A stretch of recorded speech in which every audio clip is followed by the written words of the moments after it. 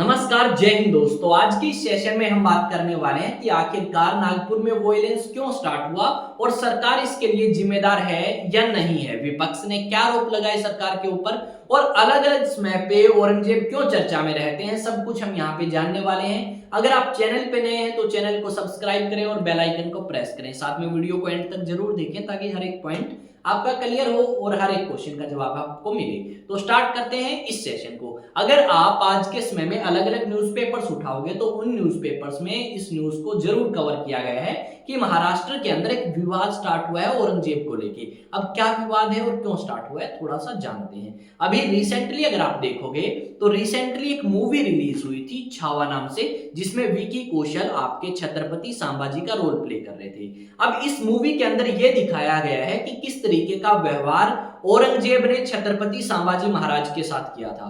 अब जब ये चीज लोगों ने देखी तो लोगों को काफी ज्यादा हर्ट हुआ या काफी ज्यादा बुरा लगा, जिसके बाद लोगों ने डिमांड करना स्टार्ट किया कि जो आपकी औरंगजेब की कब्र है महाराष्ट्र के अंदर, इस कब्र को यहां से हटाया जाए। अब बात करते हैं थोड़ी सी औरंगजेब के बारे में। जैसा कि आप सभी को पता है, मुगल्स भारत के अंदर आए थे 1526 में और इनकी स्टार्टिंग होती है बाबर से। और यहाँ पे मुगलों के अंदर अगर आप 6 नंबर पे देखें तो औरंगजेब थे, जो कि 1658 से लेके 1707 तक भारत में शासन करते हैं, जो कि सबसे लंबा शासन था। और इसी शासन के टाइम में ये औरंगजेब नाम का जो राजा है वो छत्रपति शिवाजी महाराज से पंगे लेता है और उसके बाद उनके बेटे से, और काफी ज्यादा बुरा व्यवहार उन्होंने छत्रपति संभाजी महाराज के साथ किया। अब ये सारी की सारी बातें इस मूवी में दिखाई गई, और जब मूवी में दिखाई गई तो लोगों को यह रियलाइज हुआ कि औरंगजेब ने तो बहुत ज्यादा बुरा व्यवहार किया है। इसके अलावा नरेंद्र मोदी जो कि भारत के प्रधानमंत्री हैं, उन्होंने भी औरंगजेब की कट्टरता के, या फिर आप कह सकते हो औरंगजेब ने मंदिर तुड़वाए, इनके उदाहरण अलग अलग आप कह सकते हो स्पीचेस में दिए हैं। यानी औरंगजेब हमेशा पॉलिटिक्स में बने रहते हैं। अब कुछ लोगों का मानना तो ये है, जो पॉलिटिशियंस हैं, कि जो हिंसा भड़काई गई है ये आपकी सरकार के द्वारा ही भड़काई गई है, ताकि बेरोजगारी और बाकी मुद्दे जो है महाराष्ट्र के, उनके ऊपर फोकस ना करके दूसरे चीजों के ऊपर फोकस करवा सके लोगों का। अब यहाँ पे अगर आप बात करें तो भाई ये बात आपकी 300 साल पुरानी हो चुकी है। अगर आप इस बात को आज लेके आओगे तो कहीं ना कहीं आप कह सकते हो समाज के अंदर इसी तरीके से बेगुनाह लोगों को नुकसान होगा। अब इस हिंसा के अंदर 60 से ज्यादा गाड़ियां जलाई गई हैं, दुकानें तोड़ी गई हैं, तो उसमें आम जो लोग हैं उन लोगों का नुकसान हुआ है, जिनकी दुकान थी, जिनकी गाड़ियां थी। जो लोग विरोध प्रदर्शन कर रहे थे उनका कोई नुकसान नहीं हुआ। अब बात आती है विरोध हुआ ही क्यों स्टार्ट। अब यहाँ पे लोगों ने कह दिया कि हमने छावा मूवी देखी और हमने देखा कि किस तरीके से छत्रपति संभाजी महाराज के साथ गलत हुआ, तो हम तो ये चाहेंगे इस औरंगजेब की कब्र महाराष्ट्र के अंदर हो ही ना। जब लोगों ने ये डिमांड करी और विरोध प्रदर्शन करना स्टार्ट हुआ तो इसी बीच एक अफवाह फैलती है, और अफवाह ये फैली कि जो औरंगजेब की कब्र के ऊपर एक धार्मिक चिन्ह था उसको नुकसान पहुंचाया गया है। कुछ जगह तो ये भी बताया गया है कि उस चिन्ह को या उस निशान को जला दिया गया। अब निशान में आप पूछोगे क्या है, तो कुछ लोगों का मानना यह है कि औरंगजेब की कब्र के ऊपर जो ग्रीन कलर की चादर बिछाई गई थी वो जला दी गई है, जिसको लेके विवाद जो है महाराष्ट्र में स्टार्ट हुआ और आपस में ये समुदाय भड़कना स्टार्ट होते हैं।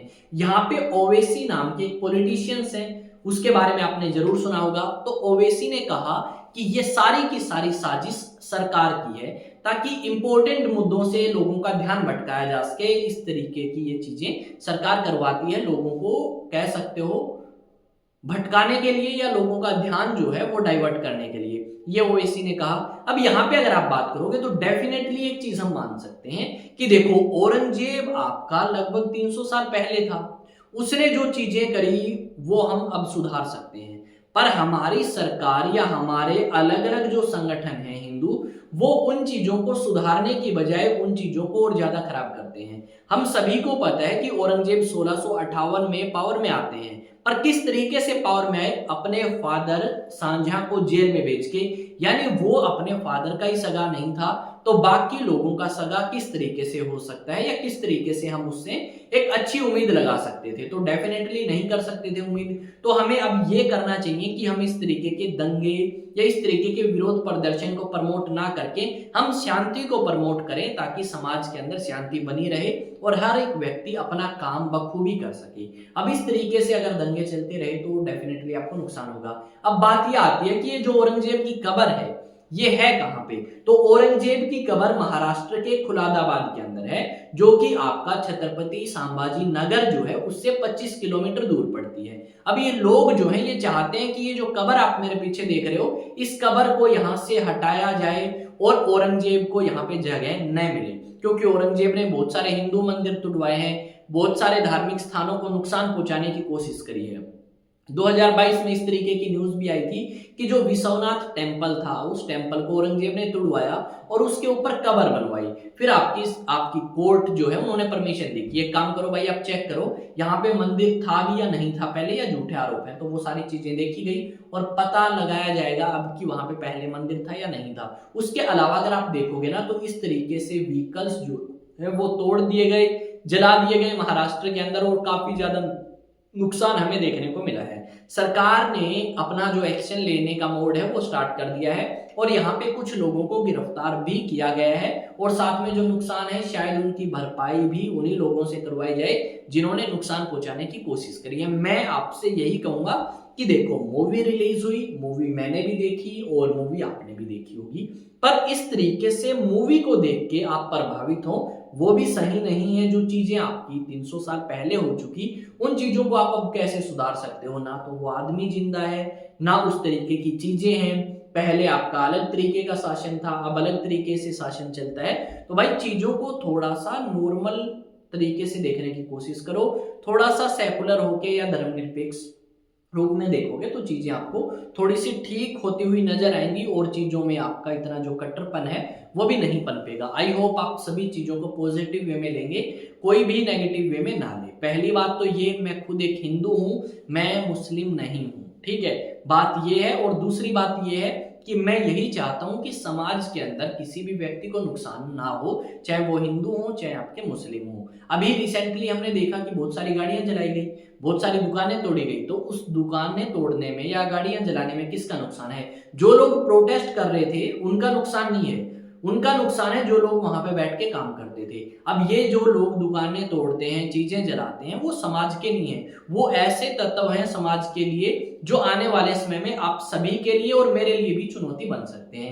यानी आज उन्होंने किसी और की गाड़ी जलाई, कल को हमारी भी जला सकते हैं, परसों को किसी और की भी, उससे अगले दिन किसी और की भी। तो इस तरीके की चीजें वो लोग कर सकते हैं, क्योंकि वो लोग आप कह सकते हो जो इस तरीके के काम करते हैं वो ना भारत के हो सकते हैं और ना ही समाज के हो सकते हैं। उन्हें मतलब है कि अपना जो मकसद है वो पूरा करना, मकसद इन द सेंस उन्हें लगता है कि भाई हाँ चलो ये गाड़ी जलाएंगे शांति मिलेगी तो वो कर देंगे। तो इस तरीके की चीजों से बचें आप भी और शांति स्थापित करने की कोशिश करें हमारे देश के अंदर, आपके देश के अंदर। तो मिलेंगे एक नए सेशन में एक नई न्यूज, नई अपडेट के साथ। तब तक जय हिंद, जय भारत। वीडियो को शेयर करें और प्लीज कोई भी गंदा या बदतर कमेंट ना करें। बस मेरा काम है कि हमारे देश के अंदर शांति रहे, इस चीज को प्रमोट करना। मिलेंगे नए सेशन में। जय हिंद, जय भारत।